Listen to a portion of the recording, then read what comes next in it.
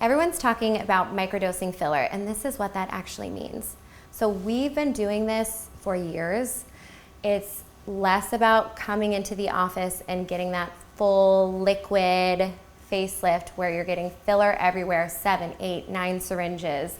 Not to say that there's not a place for that sometimes, but what's actually going to give you a better, more natural aesthetic result is to replace the volume and the structure as you're losing it. So if you can stay a little bit ahead of the curve, the facial aging curve, and as we start to see those little shifts, maybe your folds are getting a little deeper, your marionettes or your jowls are getting a little bit heavier, we do small quantities of filler in the origin of what is causing that problem, and then in the long run, you're not gonna be using as much product and you're gonna stay looking like yourself rather than getting too full.